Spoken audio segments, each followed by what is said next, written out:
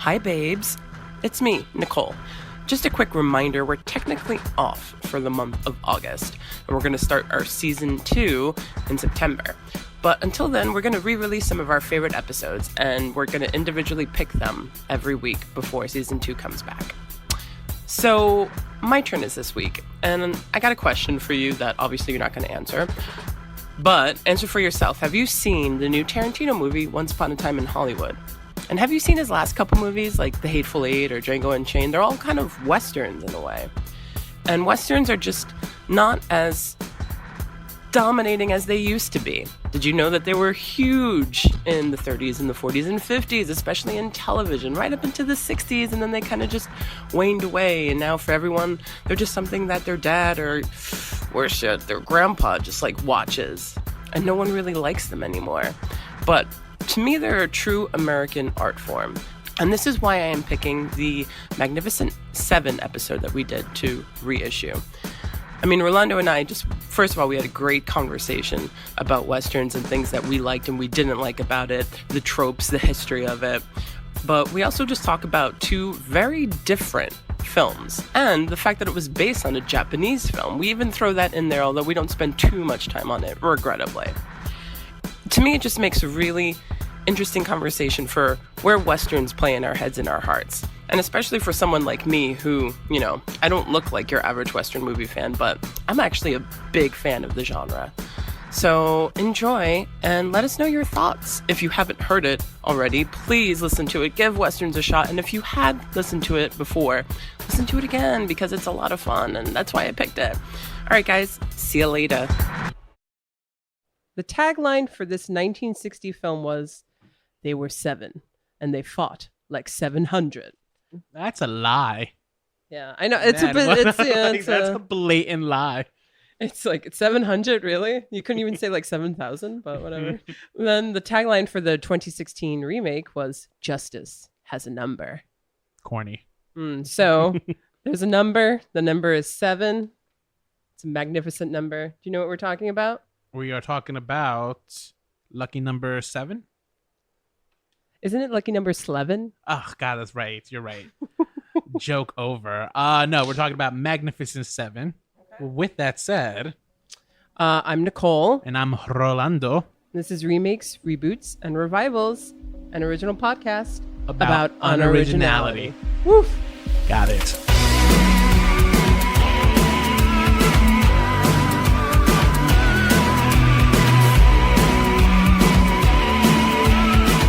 Bear with us, guys. We are hot. It's really hot in my apartment, so we might sound exhausted, but it's not our lives. It's the heat. No, it's also partly my life. I'm still recovering from tonsillitis. That's true. Yes, Rolando was sick. I was basically dead for like a week, and then I pulled my back out on Thursday, and I just recovered from it today, which is Tuesday. Man, you're not even 30 yet, right? I'm not even 30. You're not even 30.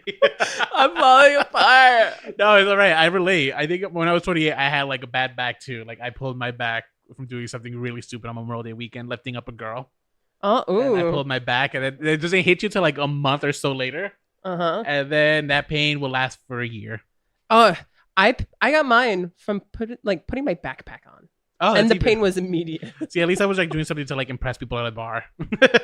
But okay, so we're talking about the Magnificent 7 today. And before we get into it, again, our wonderful, beautiful, magnificent 2 producers, Eddie Z and Josh. Hey, guys. Magnificent duo, maybe?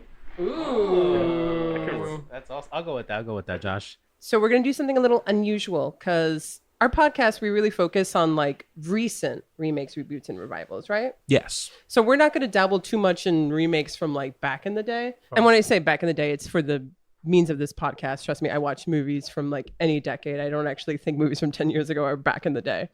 But see, it's so funny. I think any movie before 2000 is back in the day. That's terrible. Yeah.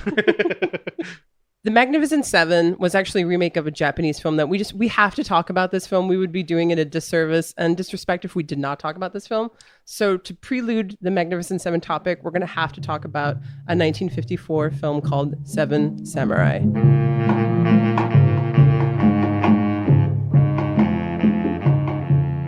Full disclosure, I have not seen Seven Samurai. Although I've had to see parts of it for my undergraduate when we were studying international film. Did any of it leave an impact on you? Maybe not necessarily the filmmaking. I didn't see the whole movie, so it's hard to like say it left an impact on me. I think the lessons, from what you saw, yeah. Right, the lessons learned, like what our professor was at least teaching us about the film, that kind of more so stuck with me. And we focused, it was mostly on kind of the use of, well, all right, give a little background on the movie before we start. So if you go in the Wikipedia of Seven Samurai, it's going to say, since its release, Seven Samurai has consistently ranked highly on critics' lists of the greatest films. It has remained highly influential, often seen as one of the most remade, reworked, referenced films in cinema. Oh my God, that's a good name for a podcast. Remade, reworked, and referenced. Right? They got the 3 R's there that's too. Good. But copyright. This is one of the only this is one of the only times that a Wikipedia page has actually gotten it right. This is a highly regarded film, and actually, there's a couple of other remakes. Bug's Life is a remake of Seven Samurai. Did you pick that up? I know you like Bug's Life, right? I do like Bug's Life. That's so funny. I never thought about that. Well, again, I never seen the movie. I know of the movie, but it was not true. But like after seeing Magnificent Seven, did you see the Bug's Life connection? I can see now the Bug's Life connection for sure. Yeah. Seven Samurai is done by a director called Akira Kurosawa, and he is often regarded as probably the most renowned Japanese filmmaker. I feel like, Nicole, you should say it like white people say it, because I feel like our audiences don't say it with such Japanese flair. True. I have to admit, guys, I'm a huge Japanese film nerd. I'm actually not an anime nerd. And I'm not into like other things that people are usually into when it comes to Japan, but I love their cinema. I'm so huge on it. Akira Kurosawa. That's exactly how white people say it. In Japan, they call him Kurosawa-san. But he's just, most renowned Japanese filmmaker. This was made in 1954. And historically speaking, this is only like less than 10 years after the bombings of Hiroshima and Nagasaki. And so Japan is still recovering from this complete and utter devastation. And I think that the films, and Japan went through their golden age in the 1950s. The films that Japan released, by prominent filmmakers at least, in the early 1950s of Japan, are some of the most incredible films you'll ever see, period. And what was so groundbreaking, to sum it up, about Seven Samurai was that it was a heartfelt film that had a lot of action in it. So they took 2 different genres that people didn't think went together, and they made them go together. I mean, we're not going to focus too much on it. I personally think this is a great film. It's not my favorite Kurosawa film. I think it's a great film and people should see it. They're going to be thankful they did, even though it's a 3.5-hour film. And I know it's hard for people to watch movies of that length, especially of the 50s these days, and a different language and black and white. I get it. It's a great film, though. You will hopefully be happy you watched it. Right. So I said I'm a big Japanese film nerd. I'm actually a big Western fan. Really? Is that shocking? That's so shocking. Westerns are so misogynistic. I wouldn't expect you to enjoy Westerns. I won't say that there are films that don't succumb to that. You're right. That's a bit, though, of a generalization, because actually in most of these films, women don't even exist. That's true. Like Magnificent Seven, how many women did we really see that had speaking lines? Right? They were all prostitutes and wenches. Does not pass the Bechdel test. No, that's not true. What's it called? In the Magnificent Seven, they weren't talking. So by that theory alone. Well, the first thing is, does it have any women in it? Do they have any lines? Fail. Either way, I'm trying to think if there's anyone in the Magnificent Seven, women who had names. I don't think the women did have names. There's a wife of this one who got shot. No, she didn't even have a name. Oh, Chico's girlfriend. Oh, yeah, that's right. But she doesn't talk to any other woman. Yeah, no. So it totally fails the Bechdel test. But so there's hardly any women in Westerns, and it's just like I actually really like them for reasons that are like kind of odd.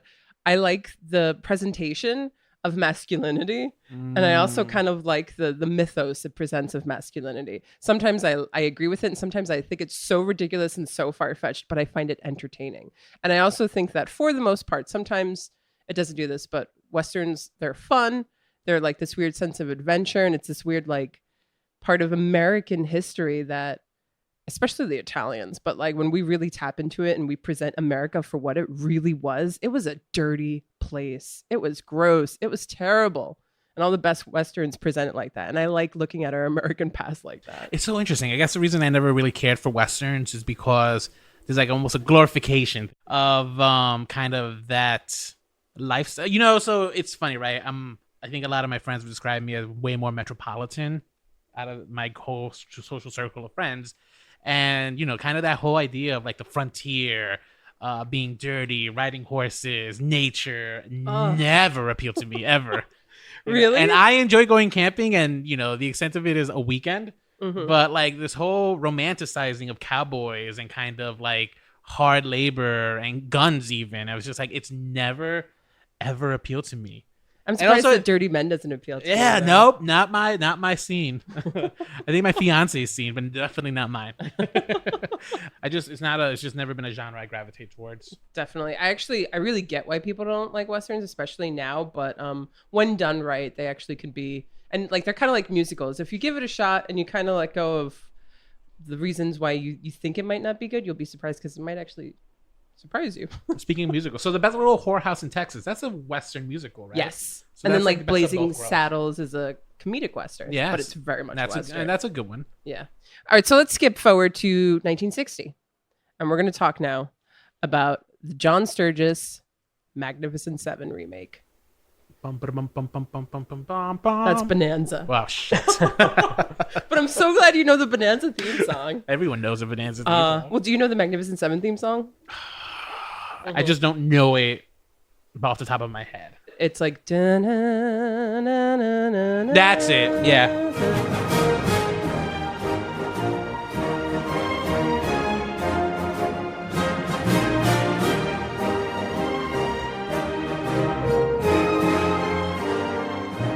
So this is a time in American film history where films were not doing good. The television came into the public lifestyle in the early 50s, and by the late 50s, everyone had a TV and no one was going to the movies. But why would they go to the movies? They were still doing the same old shit they've been doing for the past 3 decades. So that's why the 60s were so important, but this was the beginning of the 60s, and Hollywood hadn't quite caught on yet. That's so interesting that was happening in the 60s because I think it's happening now. Yep. That's so funny. It takes Hollywood a while to catch up. Oh, yeah. So that's very much like today, right? Like, I think so. You know, we're in the golden age of TV. Movies have no idea. So that's what we're getting. Actually, all these fucking remakes, reboots, you know, just all these properties over and over again. For sure. Rehashed. So. And that's what Hollywood does when they don't know what to do. They're like, oh, let's just produce the same thing over and over and over and over again. And what people loved were Westerns. I mean, Gunsmoke, Bonanza, like you said, there's so many TV Westerns that everybody was watching. Is Bonanza that old? Yeah, this was the time period of Bonanza. I didn't know Bonanza was that old. I actually thought Bonanza was like 80s. But it was so popular that the song is definitely embedded in our pop culture. I mean, I know it from The Simpsons. Yeah, yeah. They were like, people love Westerns, period, even though movie Westerns were dying out. So they were like, let's take this great Japanese film and adapt it naturally for the West. And that's pretty much, I think, a good historical look on it. Sure. So did you see it? Yes, I saw for this podcast, The Magnificent Seven. What did you think? It was all right. Okay. I wasn't, I don't know. It's doing research, right? It's like hailed as one of the greatest Westerns. Not the greatest. It goes there. I mean, it's in the, what's it called? It's in the historical film, you know, it's been labeled by the National Registry? Yeah. It's like the Library of Congress. The Library of Congress's film of significance. Yeah. The whole of significances. And I was watching it, I was just like waiting for kind of that like moment, like, right? It's just like, all right, what's going to be that big moment where this becomes important? And I don't think it ever hit that for me. No. It was, I don't know. It was fine. It's a enjoyable movie to watch. Yeah. I think that, so for me, like I said, huge Western fan. This is not even on my top 10. I love, as Quentin Tarantino says it, guys on a mission movie. And I love when a bunch of guys get together and they have a mission, and then the whole movie is just whether or not they accomplish their mission. Yeah. And this is one of the first films that does that. This film is not exactly shot by shot, of course, but story-wise, this is Seven Samurai. And yet you would think that a film that takes so heavily, it's pretty much the same exact story put in the West. You think it would, it doesn't even hold it like a torch to Seven Samurai. The opening is very similar to Seven Samurai. Everything's similar to Seven Samurai. I remember we had to watch the beginning for Seven Samurai, and like they go terrorize this poor little village, and they kill a guy in cold blood right there. Same thing happened here, Magnificent 7. Yeah, but in this time they're Mexican band. In this time, and here they're Texican, I would say, right? Because they're like kind of like, isn't that area of like Mexico, Texas, you know? So yeah, so I'm not 100% sure what time period this movie takes place, but I don't know. It's like that's my whole problem with Westerns. Maybe it's because I don't know history itself, but like it's all just this vague idea of like the past. Yeah. You know? Yeah. There's not like a geographical sense that we can latch onto too. Yeah, it's like, are they in California? Are they not in It's California? like I also don't know because the Westerns all look the same. I don't know like where I don't know like what I don't know where they are ever, right? Like I just know they're out west somewhere. Texas probably. And I never know. It's such a like I feel like it's such a fantasy. Like it's just not a real thing. Like no one lived like that. No one dressed like that. No one spoke like That's that. actually kind of why I like it. I find it very like it is like a fantasy. I suppose I have this weird fantasy of just like being out there in like no man's land without a name, just like roaming from town to town. But on horseback. Yeah. Just marauding towns. You know? But yeah, so the film is very similar to Seven Samurai, down to the Horst Buchholz character. His name was Chico. Chico. So Chico was a character in the. Yes, he was played by the legendary Toshiro Mifune, and such a great fucking character. How would white people pronounce that name? Nicole? Toshiro Mifune. That sounds about right. I think Toshiro Mifune is the greatest actor ever. So fucking versatile, like an unbelievable actor. Could go from playing a dirty bandit to like a straight-laced doctor. Like he's just incredible. I'm sorry, I could talk forever about Toshiro Mifune, right? But funny enough, Steve McQueen really wanted the role of Chico, but it was given to Horst Buchholz. Rightly so, because he looks more like a Mexican. Because the character was actually raised Horst by supposed to be Mexican? Farmers. Yeah, because isn't he like a German actor? He was a German actor. Well, this film was not cast very well in terms of, Mexicans, but like Eli Wallach, he's a very well-known Jewish actor, played Calvera, the Mexican bandit leader. And then he went on to be the ugly in The Good, the Bad, and the Ugly. Yes. But he could pass more for Mexican than Steve McQueen can. I would agree with you, yeah, for sure. So yeah, but apparently he was a dick to Horst Buchholz because of that. He was like totally salty about it. I think it was also maybe Steve McQueen was just jelly of how good Chico looked. Yeah. Chico was way more attractive than You Steve think McQueen. so? Oh, Chico was so hot. He is like what's it called? He reminds me of actually like I also don't find James Franco attractive, but Chico reminded me of like an attractive James Franco. I could see that. I can even see his little brother, Dave Franco. Okay, in Dave Franco too, was much hotter than James Franco. Yeah, I would agree with that. I didn't say his name because I feel like no one knows who Dave Franco is. But oh my god, but Yul Brynner though. Nothing. Not even his voice. Not a little wiggle in my tingly areas. True voice. Oh my gosh, Yul Brynner does it for me. That's the bald guy, right? The main character, Yeah. Chris. Yeah. No, nothing. It's maybe because he has a hat on. You can't see his beautiful bald head. No. But his voice. But you can hear his voice, and you don't like him. Man, what's it called? I'm like listening to his voice in my head right now, and I was just like, nope, nothing. Guns are very expensive and hard to get. Why don't you hire men? Men? Gunmen. Nowadays, men are cheaper than guns. I'm partial though, because like since I'm such a fan of old time Hollywood, and especially like a certain type of movie that came out in the 60s and 70s, like B movies or like action movies, people I really like are in this movie, like Charles Bronson. Oh, so Charles Bronson, I was surprised at how much I like him because I hate Charles Bronson. I don't hate Charles Bronson as necessarily. I don't hate him as a person. I don't hate him. I don't even hate his movies per se. I kind of hate what his movies represent. What his movies represent? That whole vengeance and like the gun is the way. It's so heavy NRA. I'm not a fan of Death Wish and stuff. I'm like, what's it called? I'm very much morally opposed to those movies. I must say though, that's kind of a 2018 projection on a different era and these are also action films. He's a hitman in most of these films, or he's a gunslinger. He's a cop getting revenge. Yeah. Are you talking about the Death Wish films? I'm talking about the Death Wish films. Oh, okay, yeah. Well, I mean, his family was like because pillaged there were like and 20 murdered. of them. Yeah. Did you ever see Death Wish 9? I wish I was dead. Oh, The Simpsons. I do love doing my Charles Bronson impersonation. Hey man, no dice. No, but I did like his character Bernardo in this movie. Yeah. You think I'm brave because I carry a gun? Well, your fathers are much braver because they carry responsibility. For you, your brothers, your sisters, and your mothers. That was probably the only character I felt any sympathy at the end. Like, I think when, spoiler alert, guys, movie's been out for like over, 50 years? Yeah. So, so Charles Bronson's character, he gets shot in the big final showdown at the end. He gets shot in front of kids who were like worshiping him, basically, right? And it's like kind of sad because like they're sort of to blame, but he didn't have to jump in front of the gun to protect them, so kind of his fault. But yeah, so the relationships between characters are very much the same from Magnificent Seven to Seven Samurai, except that I think was a little expanded in the Magnificent Seven. They expanded upon, so they expanded it into a 2-hour movie versus a 3.5-hour movie. How did they do that? They kind of like for that character, they wanted to have him have something special. In the actually in Seven Samurai, the Toshido Mifune character does not fall in love with the girl. Okay. One of the other 7 do, but they combined those 2 roles for the Chico character. Okay, gotcha. So they like took some liberties. And there was nobody, and this was unique to the Magnificent Seven, which carried on to the remake, was the guy who was suffering from post-traumatic stress. Yeah, that was it was an interesting portrayal of PTSD. Right. Well, first of all, I don't know why they had to make him like a metrosexual. You know, like, of course. So you're telling me the guy who sucks is like possibly the queer one? You don't think that's progressive?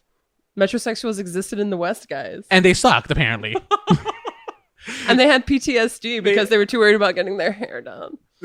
I mean, like... And he dies. He does, yeah. Insult swallowed. None. Enemies? None. No enemies? Alive. Well, I never thought he was a metrosexual in all my years watching it. I never thought he was like literally like he was dressed to the T. Like look at how everyone else was dressed. Everything on him fit properly and it was like always shiny. Yeah. He always had like his hair. I don't remember what his hair was like, but he always had a hat, right? But I feel like he was always very well dressed and well maintained. True. He looked shiny compared to the dirty guys. So as I was watching this, I'm just equating him like, oh, so he's a homosexual. Yeah. And not to say anything about the latent homosexuality between Steve McQueen and Yul Brynner. Yeah, those two. I mean, their scenes together, they're just like in love practically. Yeah. You know, just holding each other ever so Such looking each other eyes. Ben? Howdy. Like to buy you a drink? Whiskey. Got anything lined up? Yeah. And that's also an aspect of the Westerns that I thought you might like is the homoeroticism. Maybe I just don't like the idea of just being dirty. Yeah. All right, like gay sex has a lot of maintenance aspects, and those cowboys just don't have that maintenance. All right. Granted, yes. Which is so funny, right? Because speaking of the latent homosexuality, right? Like it's just so funny because they kind of like maybe the producers realize it's like you guys are looking too lovingly into each other's eyes. We're gonna like make sure he's straight, like by talking. It's just like, hey, do you have a sister for me? Yeah. Or when he's just looking longingly over like the women who are just washing clothes and stuff. It's just like ham-fisted in. I'm just like, guys, he's straight. He's not gay. One of the things I loved about Seven Samurai is that when they decide we need to go out, we need to hire people to save our town, they spend a lot of time going and finding every single person. And they maintain that in the Magnificent Seven. They even maintain that in the remake, which we'll get to in a little bit. I love that we spend time getting to know who these people are by giving everybody their fair introduction, except for the Brad Dexter character, who I feel is just like, oh, hey, you want to be part of this? Okay, cool. Which one's that character? His name was Harry Luck.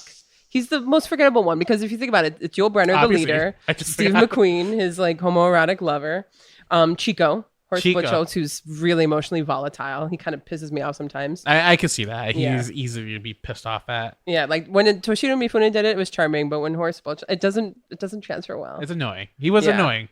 Come on now. And let's see how fast you are. And no games, huh? No flopping hands, none of that stuff. Just draw. Come on.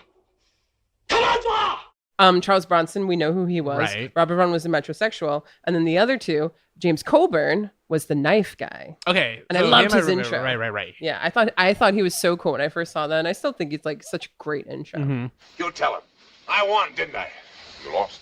Oh, so Harry is the guy who keeps believing there's something more. There's another reason why they're there. Yeah. He's the one who's there for the money. Yeah. Like just harassing these poor Mexicans of just like, yo, where's the gold? Yeah. What gold, sir? It's just like, where's the silver? That's what I meant. Where's the silver? It's just, where's the fucking gems? You know? Yeah. Like, why are we really hired to protect Like, your why? land? All right. All that's on top. What's underneath? Only what I told you. Gold, cattle, payroll.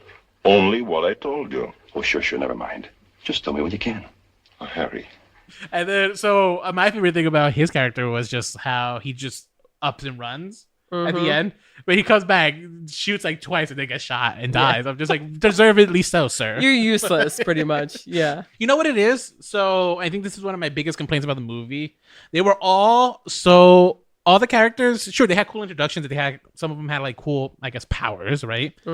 Skills. And they were all kind of flat. They were all kind of just one note, boring, like heroic characters. And True. I just didn't jive with that because they were all just so like moral and upstanding. And it's just like a good man defends the needy or something. Yeah. Whatever. Yul Brynner is my name. The conflict, because this is based on a samurai film, so samurais have a very distinct personality and stuff. And so the Toshiro Mifune character in the original Seven Samurai, he's actually not a samurai. He's the son of a farmer, as we soon, we find out. Just like in this one, we find out that Chico is the son of a farmer, Right? And he's pretending to be a gunslinger, and they kind of see through him, but they let him come, and they're like, "Oh my god, it makes sense. This is all too personal for you." So he's supposed to provide that heart and that clash, and all of the stuff that the samurai in Seven Samurai it's just not in them to express that.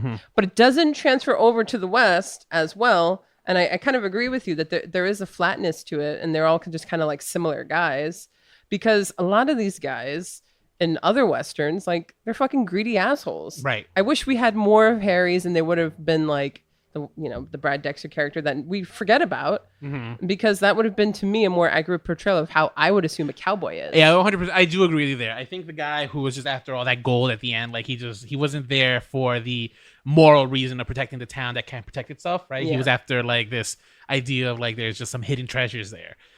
That was believable. So as forgettable as the character might have been compared to everyone else's moral upstandings, he was probably more relatable only because I feel like that'd probably be me.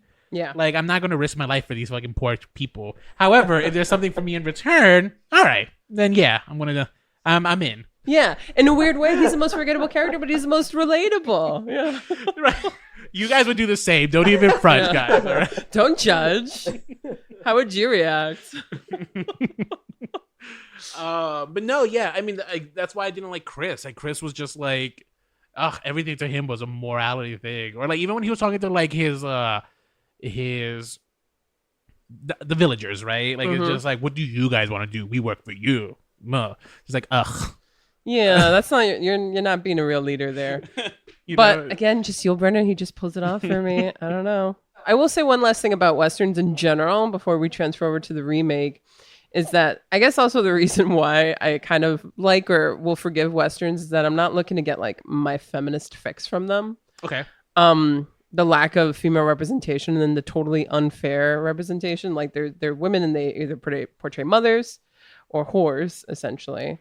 There's not a lot of whores in this movie. No, not a lot. Not a lot. Just a lot of mothers and daughters. Disappointing. Yeah. I wanted to see some more of that. For every movie, not enough whores. I mean, that's kind of like, if you want, I will say that, like, as a feminist, I know what I'm getting out of this, so like I can't give it shit because I already know what I signed up for. And like I said, I also just kind of enjoy the over masculinity projections. Yeah, I guess maybe so. Interestingly enough, maybe that's why I don't care for Westerns, because of that hyper masculinity. Yeah. That kind of like, it's just like, oh, this is what a real man is.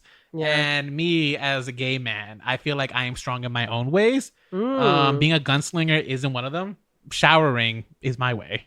And I feel like they don't do that. Well, they didn't have showers. They had bathtubs. They had rivers. They had rivers, yeah. Right? Like, what's it called? Like, those women were washing clothes all the time, all right? Well, they couldn't just use some of that water? They could go to their local saloon and... No, but the other... Yeah, so it's interesting, right? When you talk about, like, your feminist views, I understand. So, yeah, so there's that hyper-masculinity that, like, kind of the strong, silent male figure, and I'm just like, that's not me. So it's just like maybe that's just why I don't gravitate towards. Well, it's these also movies. a very old time man. I can't tell you how many middle-aged and up men I've spoken to who love Westerns and resonate with Westerns in terms of what it is to be a man. Right. You know, like maybe not this movie, but a movie like High Noon or something, you know, like a sheriff protecting his town from three men out to like kill him, like that resonates with people. Right. And like your pride and your dignity and all this stuff. So I find it intriguing. And it's something I aspire to understand more. Okay. And my dad also liked Westerns, so Gotcha. yeah. My godfather did. My dad didn't. My dad never cared. He was also not one of those like, butch men. Yeah, I think we kind of like, I think it boils down to our dads. I think so. Okay, so let's just let's move on ahead to 2016 and talk about the Antoine Fuqua remake. I can't really sing anything for that because there was like no music. No, they still use a dum bum bum bum bum at the end. At the end, yeah, but when they introduced it, was like it had that weird like horn like.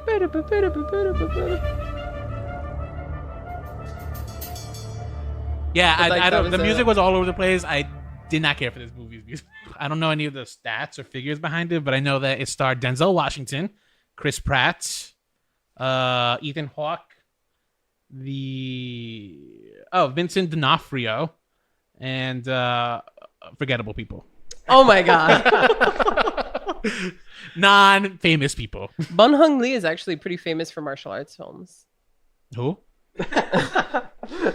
Exactly. Bungo Lee. He was the knife guy. Oh, Bung he was Hung Lee. good. Yeah.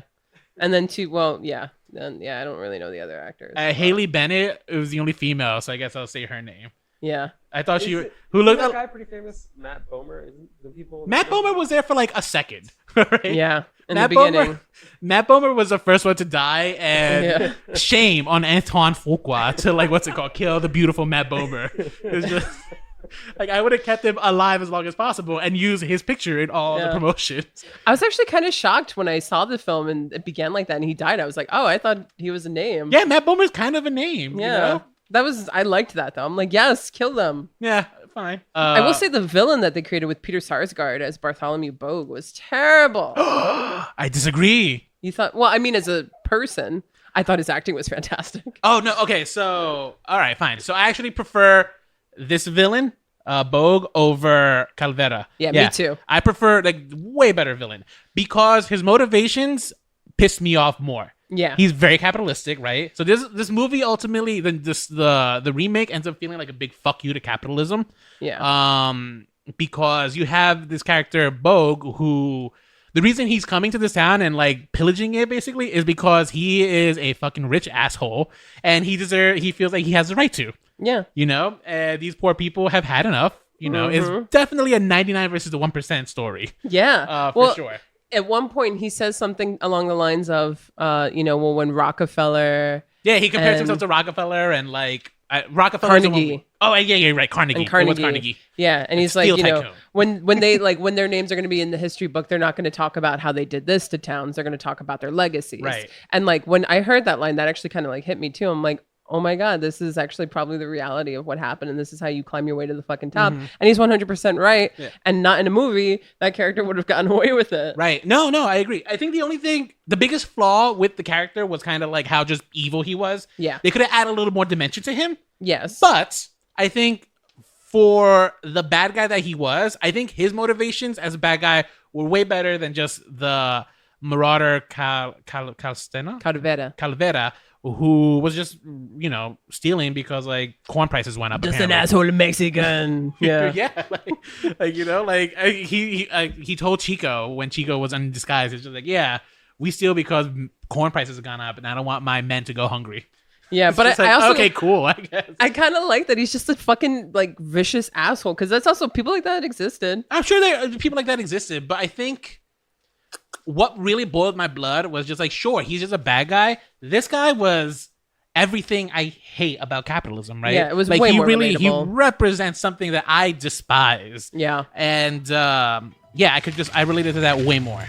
$20 for each parcel of dust. That is my offer. My land is worth 3 times that. That's not worth more than that. You're stealing our land. It won't sweeten. It'll only sour.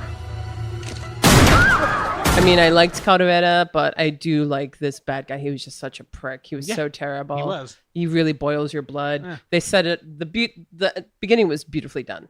I agree. And like, yeah, it just sets up the film. So I guess before we really get into it, let's just ask the plain old question. Did you like it? Oh, actually, I think I enjoyed the remake more so than I did like the 1960 version. I enjoyed the remake. I really did. That's surprising, guys. Yeah. We need to have like a sound effect anytime Nicole enjoys a remake. We should have like a board for like liked, disliked. Yeah. See how many times an angel got their wings today. But I really did enjoy it. I think what I enjoyed about it too was that it really became its own film, with still doing the basics of the Magnificent Seven story. Right. And this was very much a remake of the 1960 film. It did not take a lot from Seven Samurai, which is why we're doing this episode on the two Magnificent Sevens, because one was more of a remake of, even though Magnificent Seven is a remake of Seven Samurai, this film was really a remake of a rehashing of that. Yeah. Right. So there are some similarities. You know, obviously the seven of them, they all get their cute little intros. Although there's a character I think that is totally favored throughout the movie.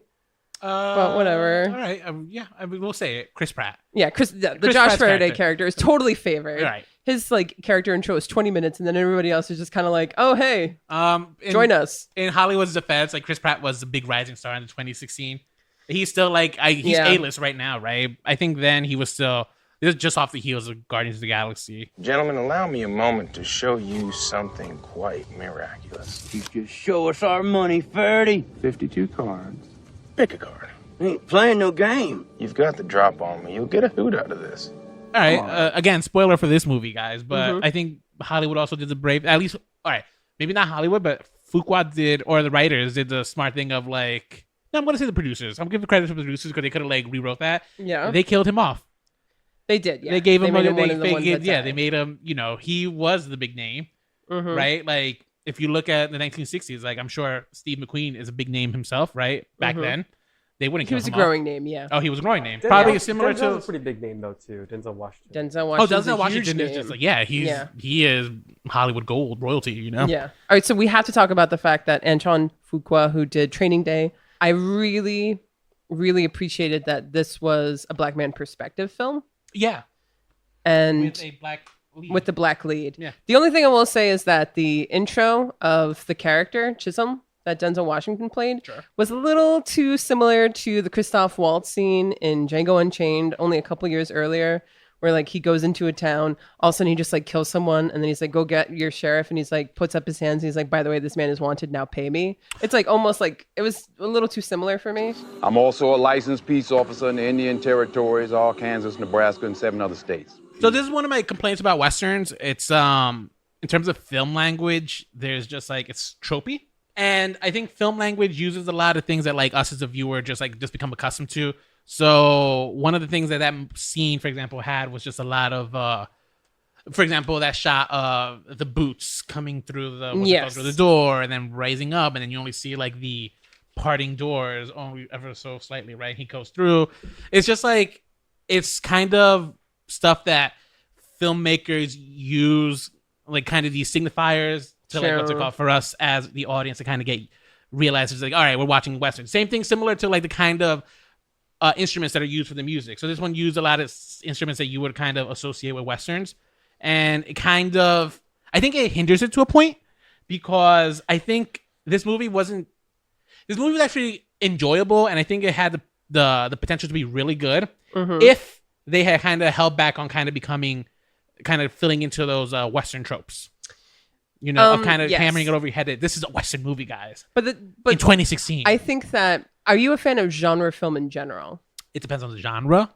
See, well, maybe then you're biased against that particular genre, because that's actually the thing that you don't like about it is what people do like about it and what people expect of it. They want those over-the-top Western things. They want the things that make a Western a Western. I get it. Like, and there are certain things that I'm like, yeah, okay, cutting to like, you know, the shoes and hearing the clicking of the boots and all of that. But at the same time, that's also kind of like saying like, I really didn't like that it was a musical and they did all this singing. Like there's things that you just kind of are part of the Western genre that people who like the genre very much look forward to, and what makes it that genre. So yeah, totally favorited one character over the other, but I liked the inclusion of different faces that we don't really see in the West. I don't know if I believe that this would have been believable, there wasn't enough. Denzel Washington's character did not experience enough racism. Now, granted, I would have gotten tired if the whole film was everywhere he went, he experienced racist like people, but that would have been slightly more realistic. Yes. He just is kind of like there and everybody, for the lack of a better word, kind of It was like Blazing him. Saddles. Like, you know, it was just like, all right. Nobody accepts him in Blazing That's true. Saddles. No, you're right. They make a whole joke out of it. Yeah, he wasn't even just a black man. He was also like a black lawman. Yeah, he could have been someone from the north that came down and chose that life for some reason. But Billy Rocks, the Asian man. Yeah. Who threw knives. The Oriental, as they kept referring to him as. Yes, which is fair. I think, era appropriate dialogue. That was probably what they would have called him. Yeah. And Can't then call him that now. Yeah. We can't call him that. No, he's not a rug, guys. We will not call him that. And then Martin Sandsmeyer, who played Red Harvest. Who, oh my God. Now that I thought Chris Pratt would have been the one who made my girdle gooey. It was not. It was actually the Red Harvest guy. He had paint on his head. You Red like Harvest was so hot. He was just so hot. I didn't. That's interesting that. Oh my God. Yeah. I'm so shocked that you didn't like Yul Brynner now. Why? Because what is it about Red Harvest that like he fits the bill for the reasons why you didn't like the other guys? Is it just physically you found the man very attractive? He was just like physically just a gorgeous specimen of a man. All right. You know?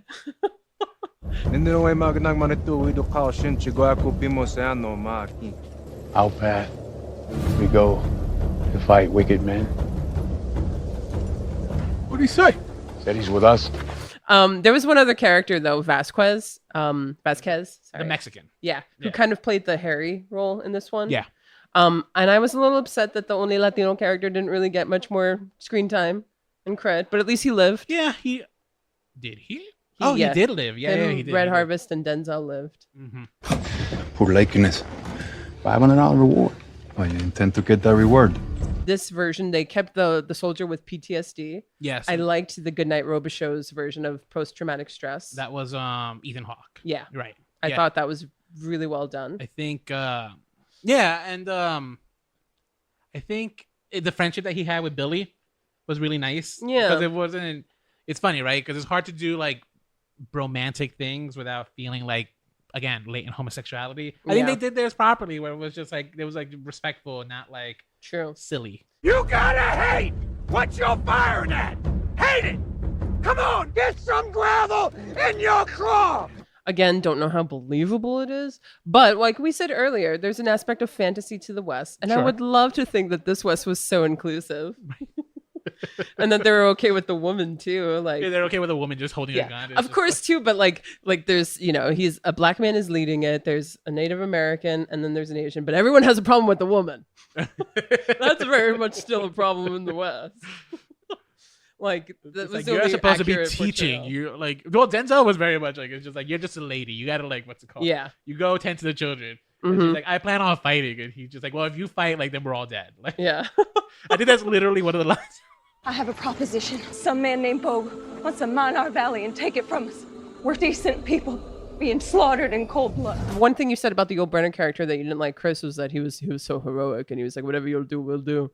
And that Denzel was much more of a leader. But at the same time, the motive for why he did this came to light at the end. And I really enjoyed that. Oh, I love that too. Well, that's because Chris Chisholm's character had that potential of falling into like kind of that upstanding moral character. Mm-hmm. But when that I also respect the filmmakers here for kind of withholding that information. Like we knew there was something up, like why he took this mission. He held it close to his chest, and I love that they did that until the very moment you needed that information. Yeah, because a lesser filmmaker would have had a flashback scene. Like him sleeping and then like having the flashback of like what happened. True, that's true. You know, they held it and they played it like matter of factly at the end. But yeah, it was at the end of the day, it was a revenge story. Mm-hmm. And that starts changing kind of the morality of this character, right? Because revenge is inherently immoral, right? Man is not, supposed to play judge and executioner. He did. Yeah. But that's because, as far as he was concerned, like, they raped his mom, they killed his sister, they lynched him. Yeah. So it's just like, he as a passive filmgoer here, I felt like he was well within his right. No, definitely. It made him almost more humane, and you're like, oh, now it makes sense. Mm-hmm. You know, so it all kind of like adds up at the end. So yeah, so I was very much I was very I think I applauded that moment when it was just like when he's because it was also such a slow burn too, right? Yeah. Like you know, you have Bo just kind of begging for his life and stuff, and being the JJ he's clearly supposed to be, like money can't buy him out of the situation, right? Yeah. So he's just there crying for his life, and like then Denzel reveals it's just like, this is why I'm doing this. It's not for it's not for the moral reason. I'm not doing it to protect this town. It's because of you. Yeah, because I want to fucking see you suffer now. Yeah, I loved that when that happened at the end. I was like, yes, just take, you know, like lose yourself in that moment. And then they made Bogue like sniveling, and he was like, oh well, you know, please, like forgive me, and you made him sniveling at the end, and at the same time he was I think so the other thing I liked about that scene, like this is the very ending we're talking about, but you know, Bogue was about to get the upper hand on Chisholm. Yeah. And he gets rescued by the lady. By the lady. Yeah, it's just by the lady. He's just like, you put that gun down and you tend to the children. Yeah. Fuck yeah.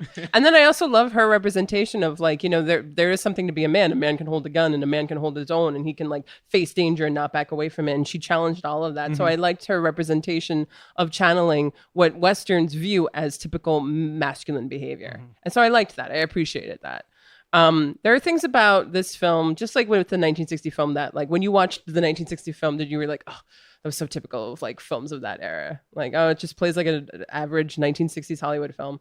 Well, this film also plays like a typical 2016 film, and there were just some moments in editing and like music cues and stuff that I was just kind of like rolling my eyes at. Especially music cues, yeah, I agree. Yeah. And the action sequences, kind of a little on the lackluster side. Yeah. It was too edity, right? Yeah, it was too fast, too much. Yeah. When one of the few things when I studied Kurosawa was in terms of like how he filmed his fight scenes, right? Beautiful. And it's about also the lack of action sometimes in his scenes. And you know, 2016 movies no longer. That's not a rule they follow. It's all about seeing every shot, everything that Kurosawa established in 1954 has gone to shit, guys.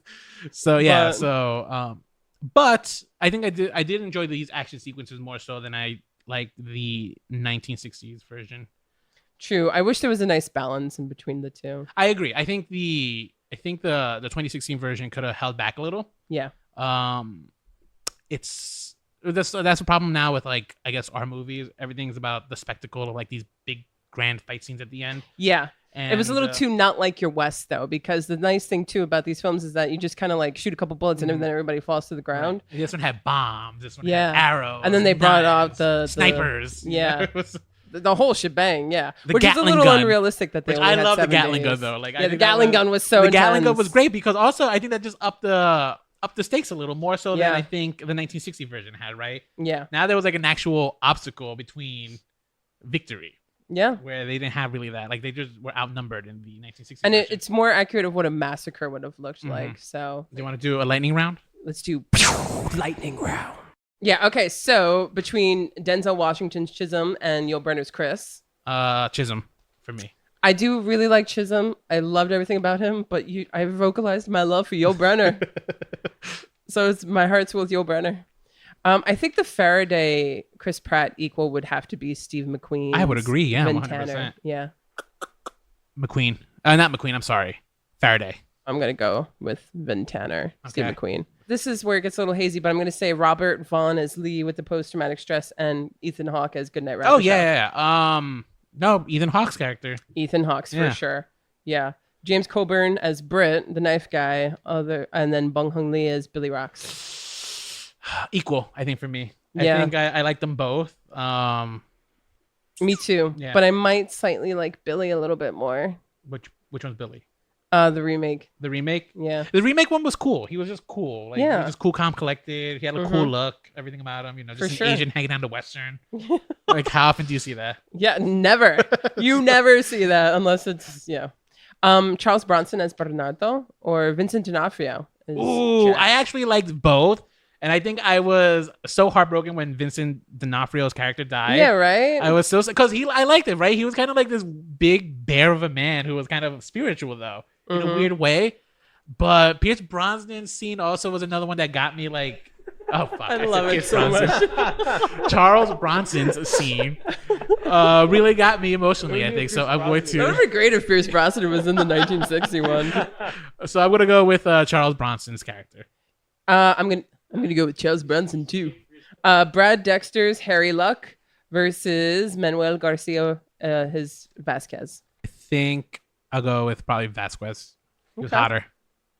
I'm going physical on that one. Yeah, I'll agree with you. Yeah, and this is shitty because there's not really a Chico equal. It's true. It's not really a Chico equal. Who would be? Well, we'll have to by default give it to Red Harvest. Oh, Red Harvest for me. Okay, yeah, I think I mean, I they were might go both with two Red gorgeous Harvest. guys. Yeah, I could see them both getting it on. But you thought I'm gonna Horace go Buchholz was gorgeous. I think he was very hot. He was like He looked like a 12-year-old. No, he looked like a scrawny little 19-year-old twink that you might see on Sean Cody. That's a reference to the gays, guys. Villains, Calvera versus Bogue. Bogue. Yeah, Bogue. I'm gonna have to go Bogue too. Yeah. And then the interchangeable Three Farmers or Haley Bennett. Ooh, actually, I might go with the farmers. Yeah. I kind of like the idea of I mean, interesting. They chose to have a white town being the ones protected by a black man. Yeah. Usually flipping that trope of the white savior, but true. I got to represent my Hispanic peeps here. That's true. Aww. You know what? I'm going to shed some light as to why the 2016, because we established why the 1961 was made. Right? We established that. Yeah. Because Westerns? movies Hollywood were needed- dying, yeah, people okay. people, Yes. and they were like, let's give him some more of the old. Nicole's history lesson, of course. I think that the 2016 remake happened because of the immediate success of the Tarantino westerns of Django Unchained and The Hateful Eight, and also because of Tarantino's take of putting a black man, giving him fair representation into the American West that people wanted to see. I think people want to see more of that. I hope people want to see more of that. That's just Hollywood assuming that.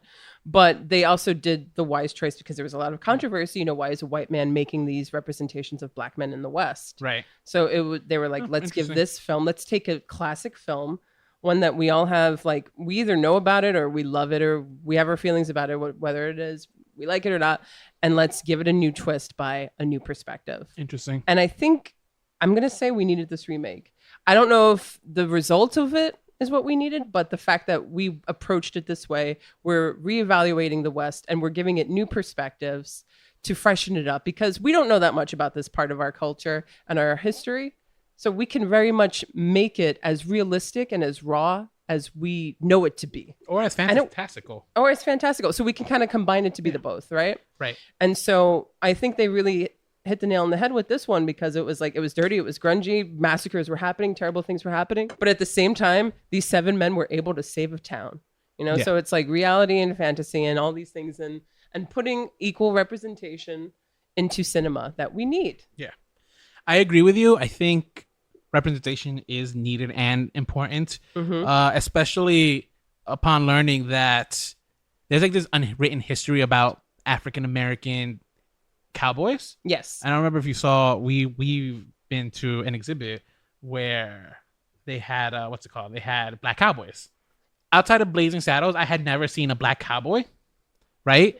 And to go to this exhibit, right, which it was like a installation of actual black cowboys, right? Almost like documentary like. Yeah. And it was fascinating. So yeah, seeing this on the screen, even in a narrative fictional form, I think is important. Yeah. Yeah. I think this remake was needed. I definitely, it might not be, like I said earlier too, it might not be realistic, but at the same time, we have that liberty with Westerns because we don't really know what the West was like to take these liberties ourselves. And I'm just I'm really happy actually. Yeah. And then it's also reintroducing the Western into the mainstream life. And I'm all for that. Let's redefine Westerns and make them cool again, guys. Yep. All right. I guess it's, should we move on to some news? Let's get some news.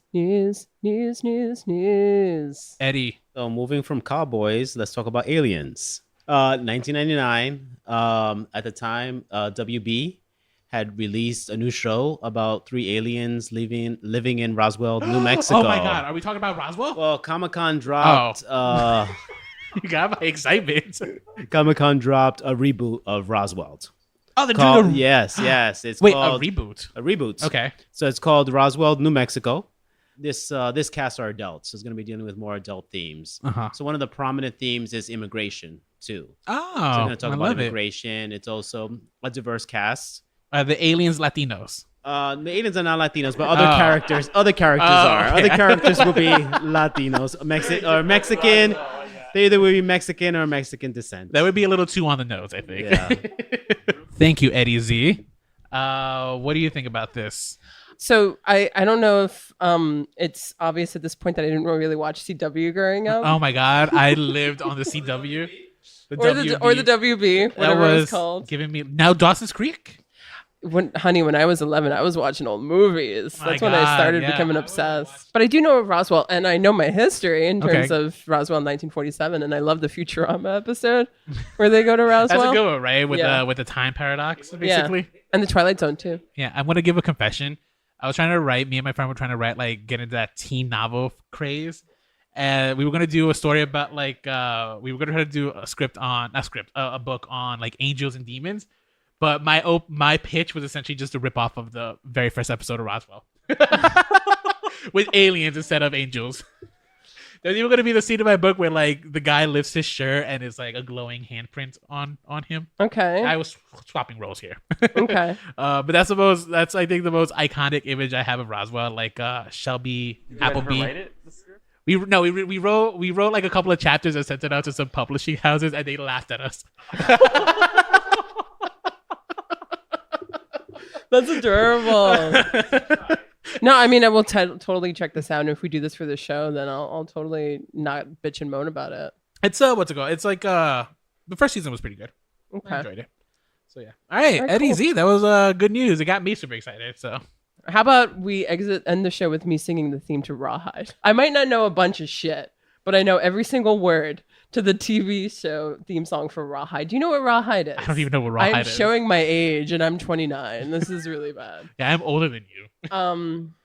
Okay, then never mind. No, do it. That'll be a good way to end it. You guys, I'm leaving you off with Nicole. So until next time, stay on original. Keep moving. Oh, they're disapproving. I know this Keep song. them doggies moving. This Rawhide. I didn't know